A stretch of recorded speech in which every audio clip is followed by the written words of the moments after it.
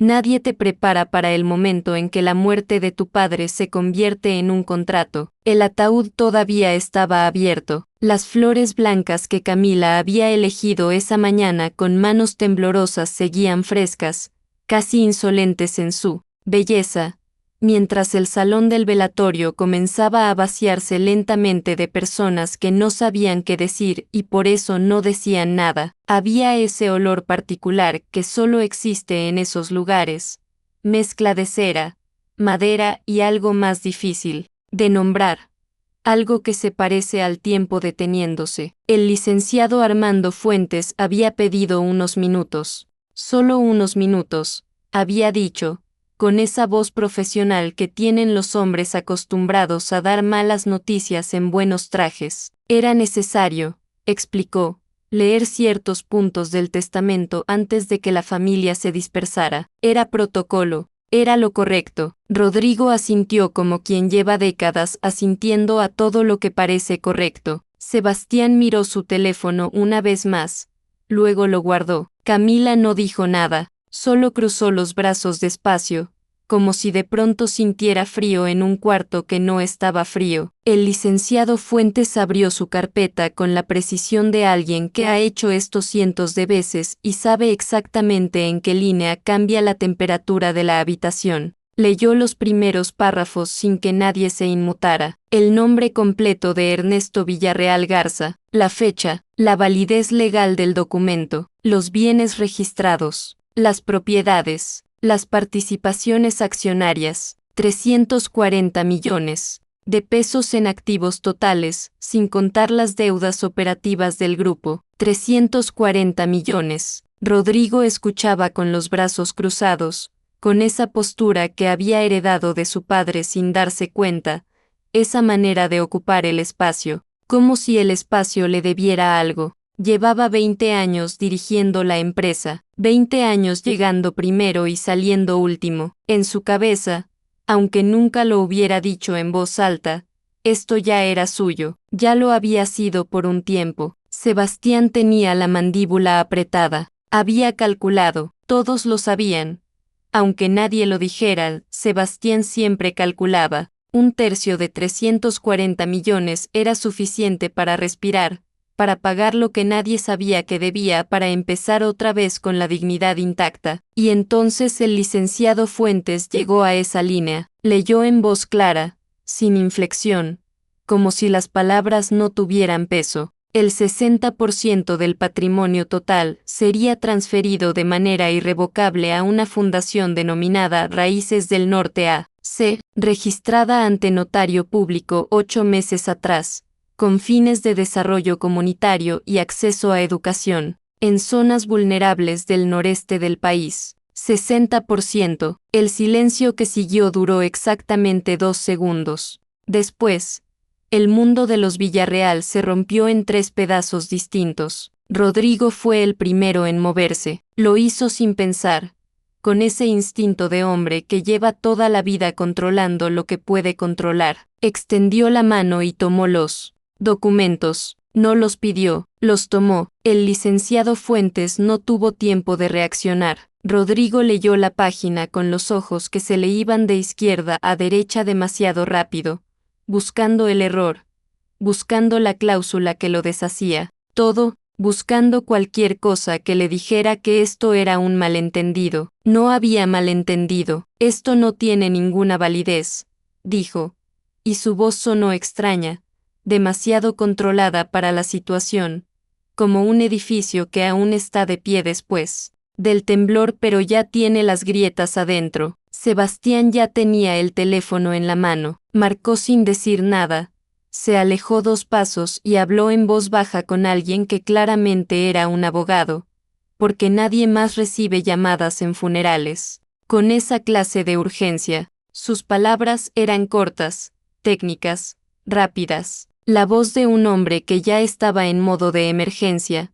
aunque todavía no entendía bien qué tipo de emergencia era esta. Y Camila no se movió. Eso fue lo que después, mucho después, Rodrigo recordaría con más claridad que cualquier otra cosa de ese día. No el número, no la fundación, no las palabras del notario, sino eso, que mientras todo colapsaba a su alrededor, su hermana menor permanecía quieta con los ojos fijos en el ataúd de su padre, y en su cara no había confusión ni indignación ni dolor agudo, había algo que se parecía demasiado a la comprensión, como si ella ya supiera, como si, de todos los presentes en ese salón que olía a cera y a tiempo detenido, Camila fuera la única que entendía exactamente por qué Ernesto Villarreal había hecho lo que había hecho, y el peso de saberlo fuera tan grande que ni siquiera le quedaba energía para fingir que no lo sabía. Nadie se lo preguntó en ese momento.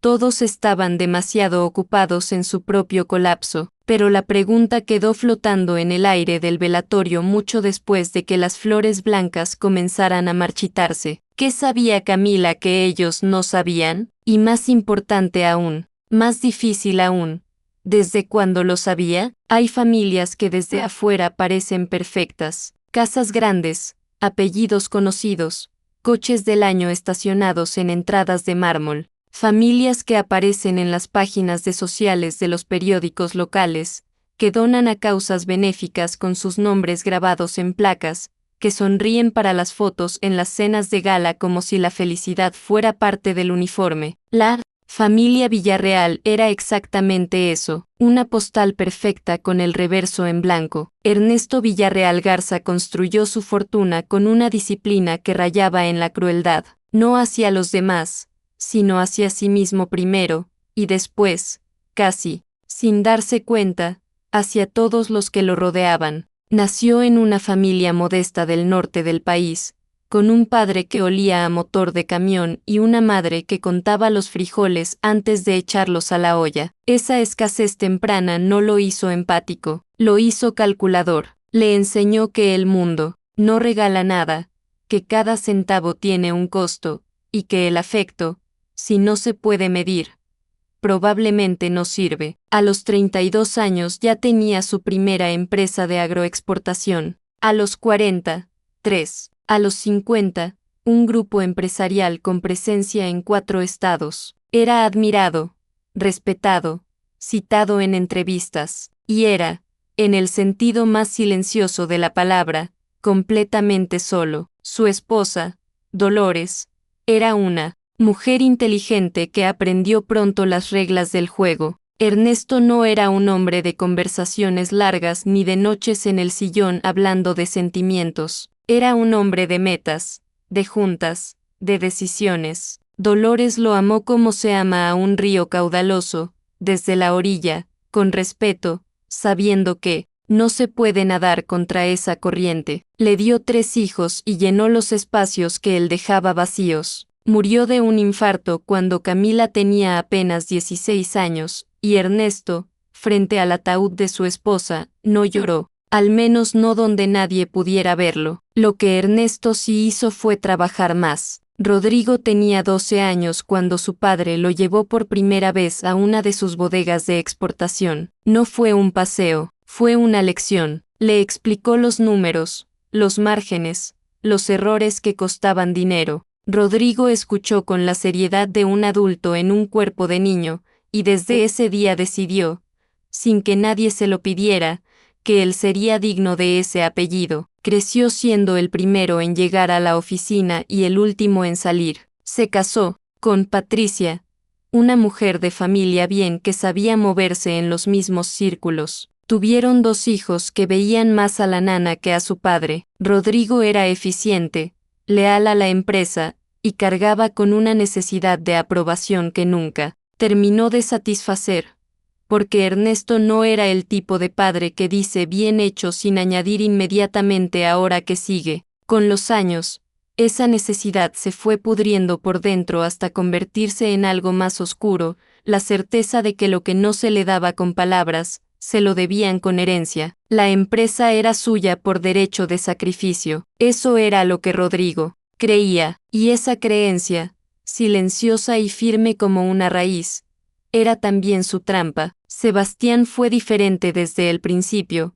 y eso en la familia Villarreal era casi un defecto. Era el del medio, lo que en muchas familias significa ser invisible, pero en esta significaba ser comparado constantemente con el mayor sin tener sus mismas armas. Mientras Rodrigo era orden y precisión, Sebastián era intuición y caos. Le gustaba el diseño, la arquitectura, las ideas que no cabían en una hoja de cálculo. Intentó 2 veces construir algo propio, una firma de diseño industrial que cerró en 18 meses, y una empresa de logística creativa que duró un poco más antes de hundirse por decisiones mal calculadas y socios equivocados. Cada fracaso lo regresaba a la sombra del apellido, y cada regreso lo llenaba de una vergüenza que nunca procesó, que tapó con una vida que no podía costear, restaurantes caros, viajes, un departamento en una zona que no correspondía a sus ingresos reales. Sebastián vivía endeudado no por irresponsable, sino por desesperado, porque la deuda, al menos, tenía la forma del éxito, y él necesitaba que algo en su vida tuviera esa forma. Con su hijo Diego, de 15 años, la relación era un cable a punto de romperse, no porque no lo amara, sino porque no sabía cómo estarlo. Ernesto le había enseñado sin querer que la presencia física no equivale a conexión emocional, y Sebastián había aprendido la lección demasiado bien. Camila fue la sorpresa de todos, incluso de sí misma. Creció siendo la pequeña, la que se suponía debía ser protegida, pero en realidad fue la más desprotegida de los tres porque cuando ella llegó a la adolescencia, su madre ya no estaba y su padre ya había terminado de cerrarse. Rodrigo tenía su mundo, Sebastián tenía su batalla, y Camila tuvo que aprender sola a navegar el silencio enorme de esa casa. Lo que la salvó fue salir de ella. A los 23 años dejó la Universidad de Administración de Empresas, donde su padre la había inscrito sin preguntarle, y se cambió a trabajo social. Ernesto no se lo perdonó durante casi 2 años. Le retiró el apoyo económico. Le dijo que estaba tirando su vida, que era una ingratitud. Camila aguantó, trabajó de mesera, de asistente, de lo que fuera, y siguió estudiando. Con el tiempo, algo curioso ocurrió. Tal vez fue la distancia, tal vez fue que Camila dejó de necesitar su aprobación y eso, paradójicamente, le dio a Ernesto la primera relación honesta de su vida. Empezaron a hablar por teléfono, primero poco, después más. Cuando llegó la enfermedad, un cáncer de páncreas diagnosticado tarde, como suelen diagnosticarse estas cosas, fue Camila quien estuvo ahí, no porque sus hermanos no quisieran, o no del todo, sino porque Rodrigo no sabía cómo sentarse junto a un hombre que se estaba muriendo sin hablar de estrategia, y Sebastián no podía ver en ese cuerpo deteriorado algo distinto al espejo de sus propios miedos. Camila sí pudo. Camila llegó con su mochila, dejó su departamento en renta, y se instaló en la casa del padre que de niña tanto extrañó. Fueron 8 meses. 8 meses de noches largas, de medicamentos, de silencios compartidos frente a la televisión encendida sin volumen. Y en esos 8 meses, Ernesto Villarreal, el hombre que nunca hablaba de lo que sentía, empezó a hablar. Primero fueron cosas pequeñas, recuerdos de su infancia, anécdotas de los primeros años de la empresa, pero después, cuando la enfermedad avanzó y el tiempo se fue haciendo escaso como el agua en una palma abierta, empezó a hablar de otras cosas, de errores, de personas, de un peso que había cargado durante más de 4 décadas y que, ahora que el final era visible, ya no podía seguir cargando solo. Camila escuchó todo, y cuando su padre terminó de hablar, cuando el cuarto quedó en silencio y solo se escuchaba el zumbido del oxígeno y los grillos afuera de la ventana, ella tomó su mano sin decir nada, porque no había nada que decir que pudiera caber en palabras. Eso era lo que sus hermanos no sabían todavía,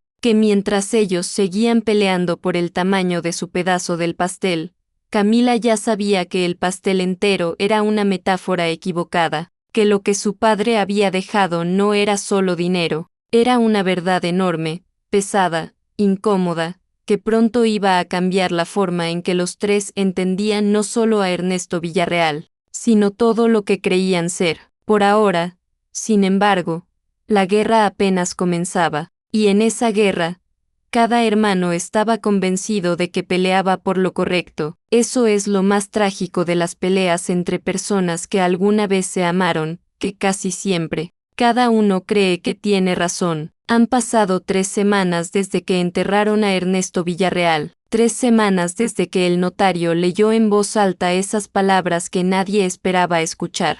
3 semanas desde que el apellido más respetado de Monterrey se empezó a resquebrajar, no desde afuera, sino desde adentro, como se resquebrajan todas las cosas que parecen sólidas, en silencio, lentamente, y de pronto todo a la vez. Rodrigo no durmió bien ninguna de esas noches. No era el tipo de hombre que admitía eso, por supuesto. Se levantaba a las 6 de la mañana como siempre, se ponía su traje como siempre, tomaba su café de pie frente a la ventana de su oficina como siempre, pero había algo diferente en sus ojos que Patricia notaba y prefería no nombrar. Una especie de furia contenida que no era nueva, pero sí era más intensa, como una olla con la válvula tapada. Llamó al despacho jurídico más caro de la ciudad al cuarto día. No fue una decisión impulsiva, aunque lo pareciera. Rodrigo nunca tomaba decisiones impulsivas.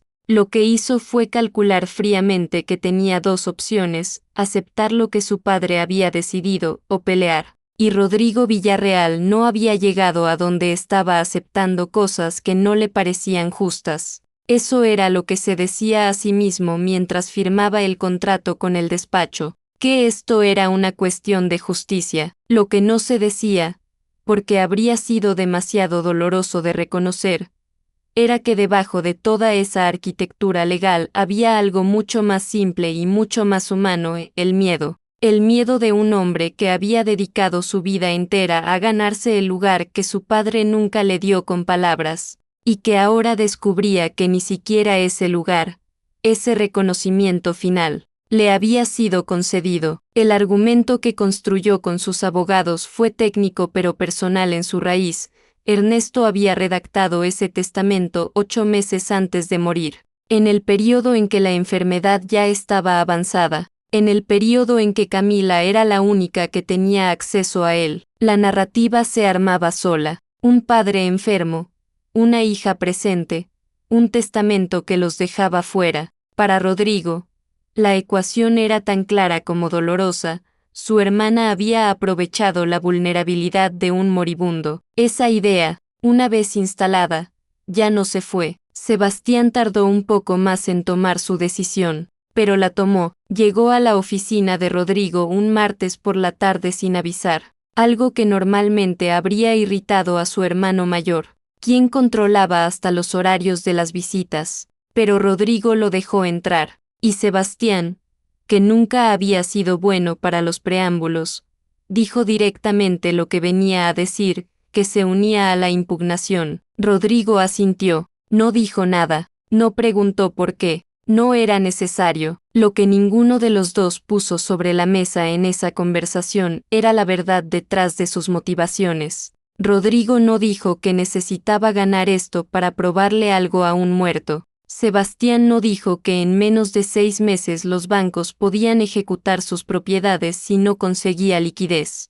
Se sentaron juntos en el mismo lado de una guerra y eso, por el momento, era suficiente. Hubo algo casi irónico en ese instante. 2 hermanos que de adultos nunca habían sido cercanos, que se hablaban con la cordialidad fría de los socios más que con la calidez de la familia, encontrándose de repente unidos. No por amor, no por lealtad, sino por lo que habían perdido y lo que temían perder todavía. A Camila le llegaron los mensajes esa misma noche, primero de los abogados de Rodrigo, con un lenguaje formal y distante que pedía su colaboración en el proceso, después un mensaje de Sebastián, más directo, que decía que esperaba que entendiera que esto no era personal, y finalmente, tarde, pasada la medianoche, un mensaje de Rodrigo que no tenía nada de formal ni de distante. Era corto. Decía: sabías lo del testamento y no dijiste nada. Eso tiene un nombre.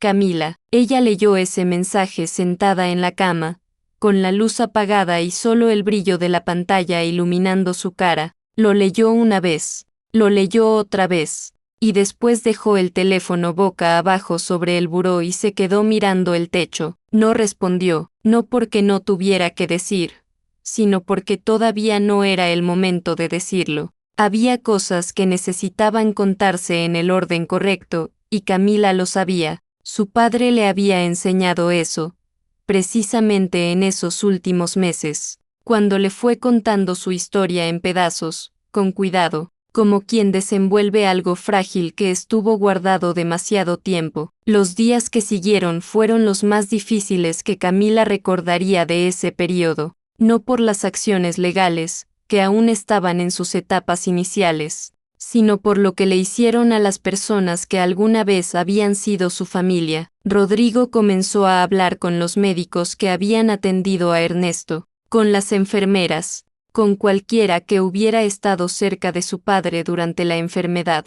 Buscaba declaraciones que apoyaran la idea de que Ernesto no estaba en condiciones de tomar decisiones legales cuando firmó el testamento. Era un proceso frío y metódico, exactamente como Rodrigo hacía todas las cosas, pero tenía un costo humano que él elegía no calcular.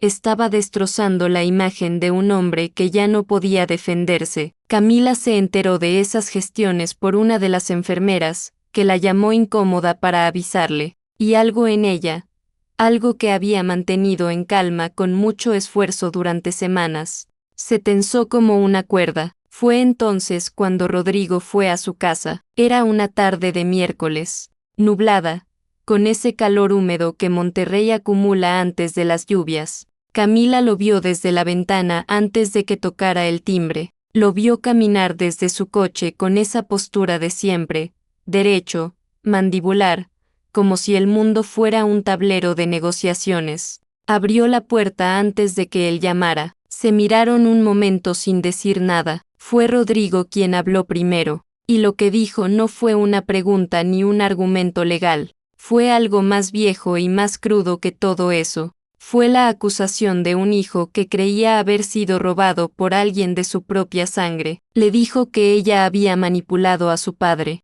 que se había aprovechado de que estaba solo y asustado y enfermo, que todo ese tiempo que pasó cuidándolo no fue por amor sino por estrategia, que la fundación era un vehículo para quedarse con lo que no le correspondía. Lo dijo con una voz que intentaba mantenerse controlada pero que vibraba en los bordes, como el metal antes de quebrarse, y al final, mirándola a los ojos con algo que en otra vida podría haber sido dolor pero que en ese momento solo parecía furia, dijo: «Tú le metiste eso en la cabeza, tú nos robaste lo que nos pertenece». Camila lo escuchó todo, no se defendió, no levantó la voz, no lloró, simplemente sostuvo la mirada de su hermano mayor durante unos segundos que se sintieron mucho más largos de lo que fueron, y después cerró la puerta. Del otro lado, Rodrigo se quedó parado en el umbral por un momento antes de volver a su coche. Si alguien lo hubiera visto en ese instante,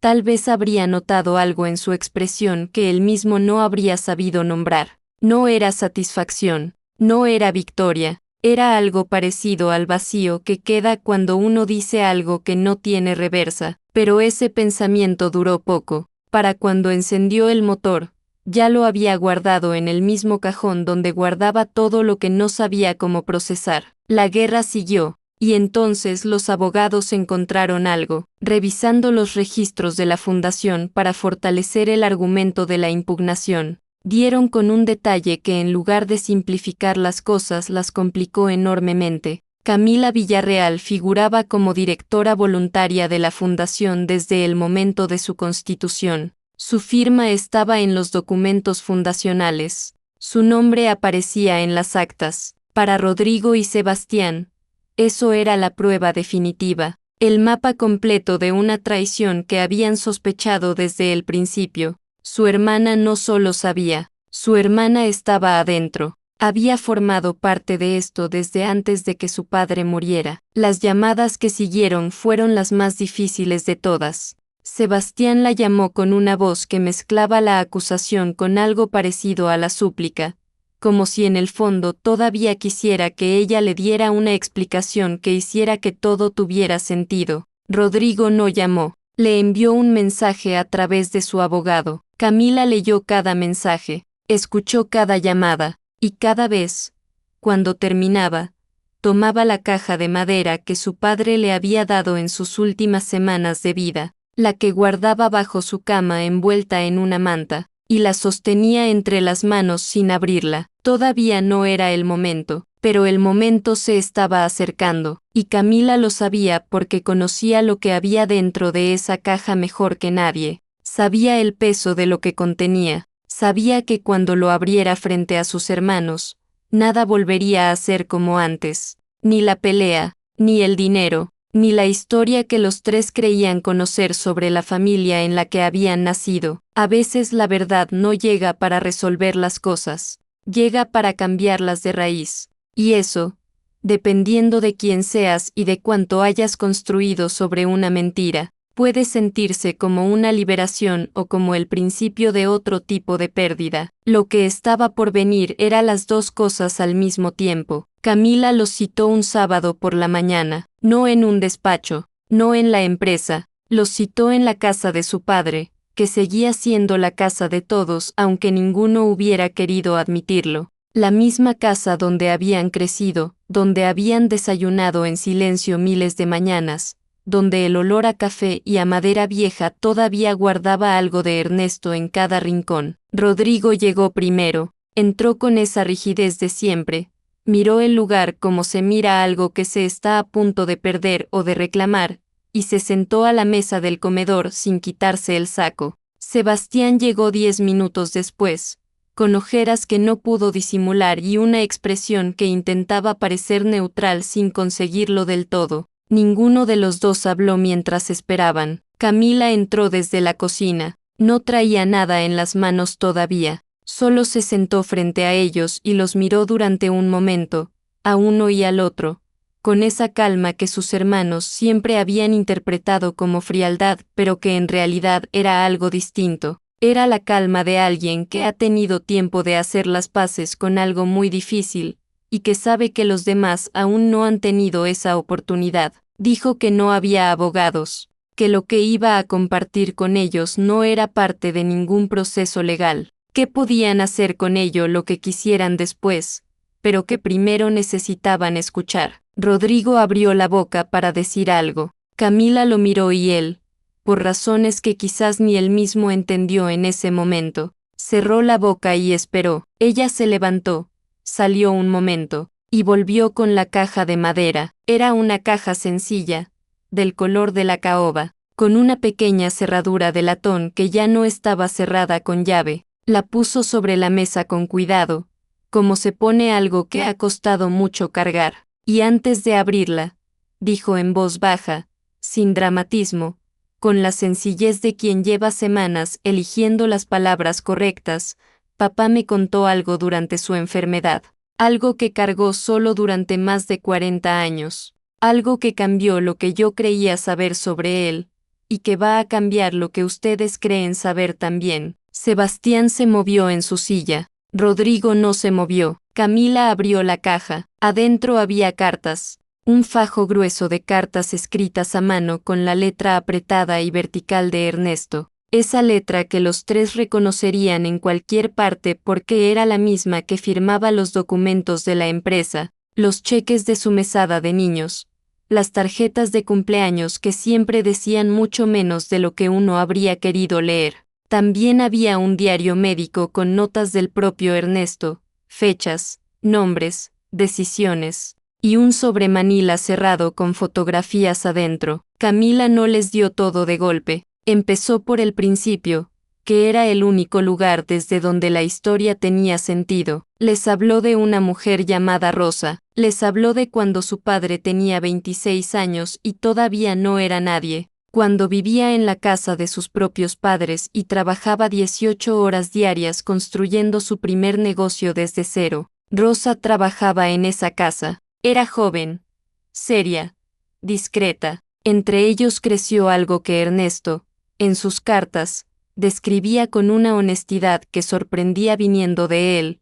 un hombre que en vida nunca había sido capaz de hablar así de sus sentimientos. Lo describía como lo único verdaderamente suyo que tuvo en esos años. Lo único que no estaba calculado ni planificado. Rosa quedó embarazada. El silencio en la sala cambió de textura cuando Camila dijo eso. Se volvió más denso, más quieto, como el aire antes de una tormenta. La familia de Ernesto, específicamente su madre, una mujer de carácter duro que había sobrevivido la pobreza con orgullo y no estaba dispuesta a que su hijo lo echara todo a perder, tomó el control de la situación. Le pagaron a Rosa para que se fuera, le dijeron que era lo mejor, que el niño estaría mejor lejos, que Ernesto tenía un futuro que no podía comprometer. Ernesto lo permitió, eso era lo que no podía perdonarse, no que lo hubieran presionado, no que fuera joven y asustado, no que las circunstancias hubieran sido lo que fueron,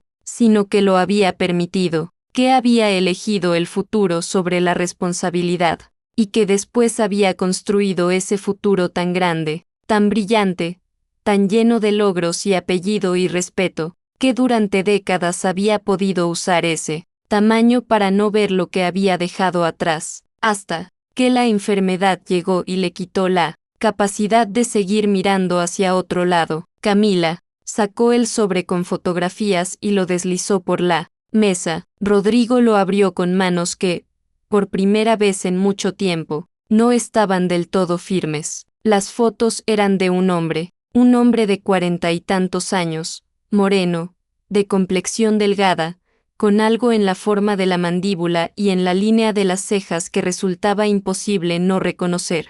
Estaba en lo que parecía ser un sitio de construcción, con casco y chaleco reflectante, sonriendo hacia alguien fuera del encuadre con una sonrisa amplia y genuina que ninguno de los tres hijos de Ernesto recordaba haber visto nunca en los álbumes familiares. Su nombre era Miguel, tenía 41 años, creció sin saber quién era su padre. Su madre, Rosa, le había dicho antes de morir que algo había pasado, que había una historia que él merecía conocer algún día, pero que ella ya no tenía fuerzas para contarla completa. Miguel había vivido con esa media verdad durante años, sin buscar, sin reclamar, construyendo su propia vida con lo que tenía. Trabajaba como técnico electricista en Saltillo, vivía en un departamento sencillo, no tenía deudas grandes ni sueños desproporcionados. Era, según las cartas de Ernesto,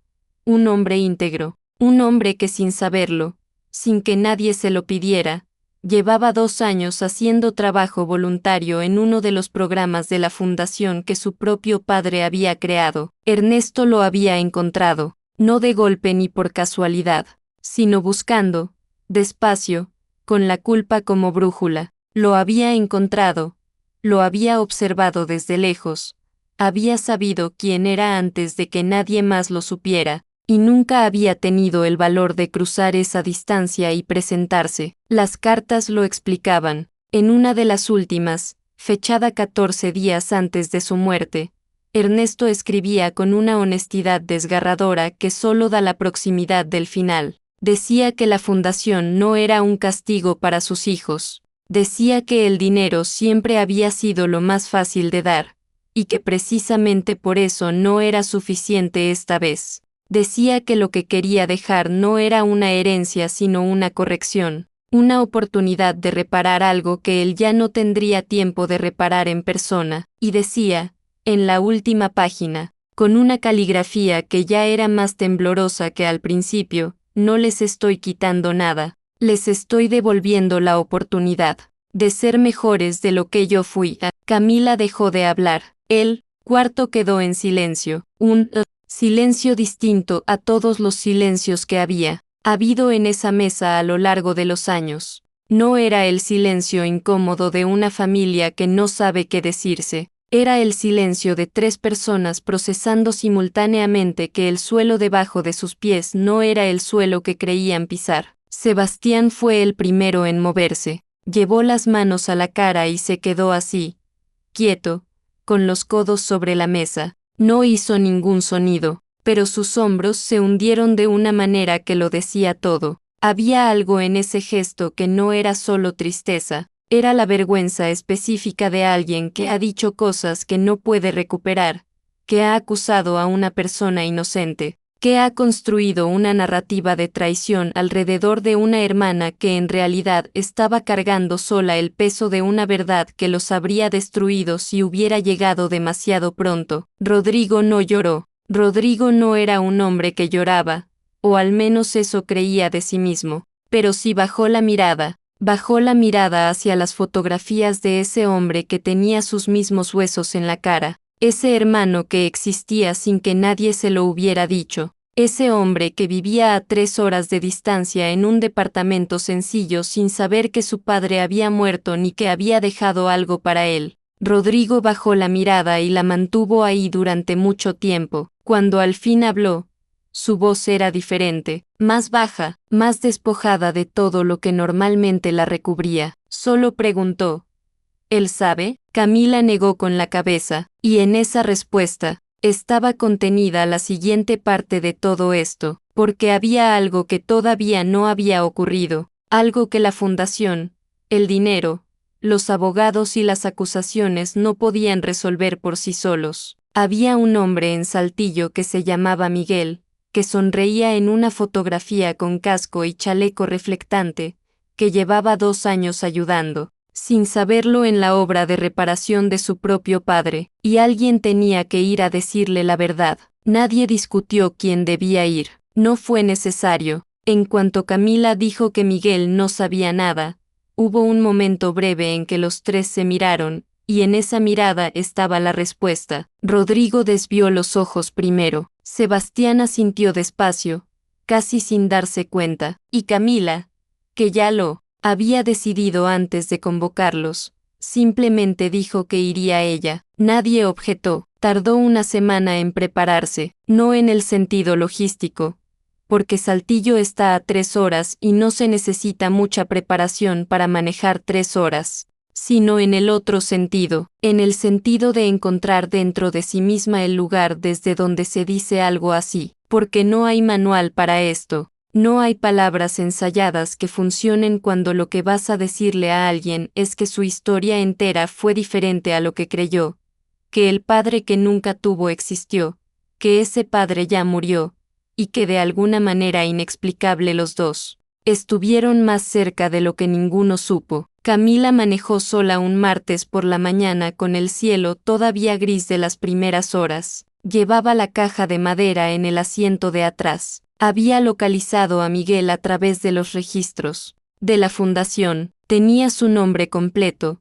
su número de teléfono, la dirección del centro comunitario donde hacía su trabajo voluntario los martes. Había pensado en llamarle primero, en escribirle, en encontrar alguna forma de anunciar lo que venía, pero no había forma de anunciar algo así. Cualquier cosa que dijera antes sería insuficiente o sería demasiado, y en ambos casos sería injusta, así que simplemente fue. El centro comunitario era un edificio modesto en una colonia tranquila, con una cancha de básquetbol afuera y una barda pintada con murales de colores que alguien había hecho con cuidado. Había niños jugando cuando Camila llegó. Se quedó sentada en su coche unos minutos mirando la entrada, con las manos sobre el volante y el motor apagado. Pensó en su padre, pensó en esa última noche antes de que perdiera la conciencia definitivamente, cuando le tomó la mano y él apretó los dedos con una fuerza que no correspondía a lo débil que estaba su cuerpo. Pensó que quizás ese apretón era esto. Quizás era una instrucción que no necesitaba palabras. Entró, lo reconoció de inmediato.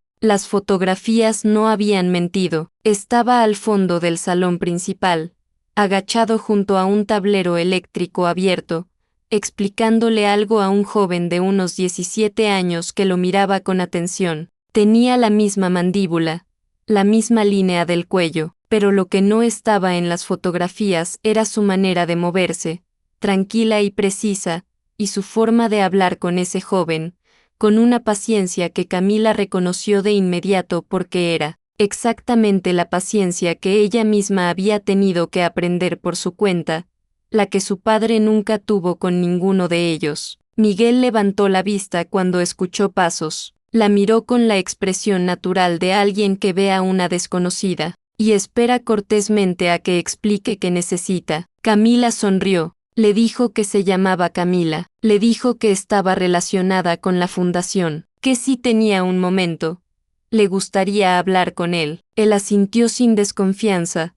Le pidió al joven que esperara, y la llevó hacia una mesa pequeña junto a la ventana. Se sentaron frente a frente, y Camila, que había ensayado esta conversación cientos de veces durante la semana, descubrió que todas las versiones ensayadas se habían evaporado, que no había manera elegante ni ordenada de decir lo que tenía que decir, así que lo dijo de la única forma que quedaba, que era la forma directa y humana y aterradoramente honesta. Le dijo que su padre se llamaba Ernesto Villarreal. Le dijo que había muerto 2 meses atrás. Le dijo que en sus últimos meses de vida, la había buscado a ella, su hija, para contarle la verdad sobre lo que había pasado hacía más de 40 años. ¿Y qué parte de esa verdad era Miguel? Lo miró mientras hablaba, buscó en su cara el impacto, la confusión, la furia que habría sido completamente comprensible,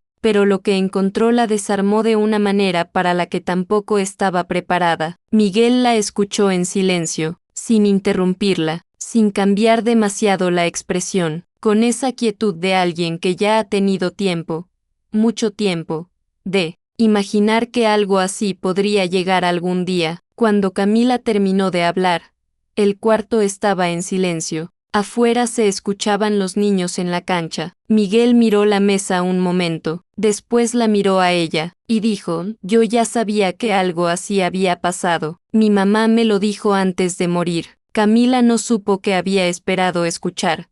Pero no era eso, o si era eso, pero no esperaba que llegara con esa calma, con esa ausencia de filo. Le preguntó, despacio, si quería saber más. Si quería ver las cartas, si quería saber quién había sido Ernesto, cómo había vivido, qué había construido, qué había cargado. Miguel pensó unos segundos. Después, asintió. Pasaron casi 2 horas en esa mesa junto a la ventana. Camila sacó las cartas de la caja y las fue poniendo sobre la mesa una por una, sin presionar, dejando que Miguel llevara el ritmo. Él las leía despacio, con esa misma concentración con la que había estado explicándole el tablero eléctrico al joven. A veces se detenía, a veces volvía a leer un párrafo. Una vez cerró los ojos un momento y respiró. No lloró, Camila tampoco. Fue algo más parecido al reconocimiento que al llanto. 2 personas sentadas frente a la historia de un hombre que las había marcado de maneras completamente distintas, encontrando en esa historia no solo lo que las separaba, sino lo que, de manera inesperada, las conectaba. Cuando terminaron, cuando las cartas estaban todas sobre la mesa y el café que alguien les había traído estaba frío, Miguel preguntó por sus hermanos. Camila respondió con honestidad. Le dijo que la situación había sido difícil, que había habido una pelea por la herencia, que las cosas habían dicho cosas que no podían desdecirse, pero que algo había cambiado cuando supieron la verdad. Miguel escuchó todo sin juzgar. Después, dijo algo que Camila recordaría durante mucho tiempo. Dijo que él no buscaba nada, que no había ido a buscar a Ernesto cuando era joven y podría haberlo intentado, porque había entendido desde muy temprano que hay puertas que si tienes que derribarlas para que te abran, es porque no estaban listas para abrirse, que si la vida lo había puesto trabajando en esa fundación sin saber qué era de su padre, quizás había una inteligencia en eso que él no necesitaba entender del todo para respetarla. Se levantaron cuando la luz afuera había cambiado de tono, y los niños de la cancha ya se habían ido a sus casas. No se abrazaron. Fue exactamente como la historia lo había intuido desde el principio.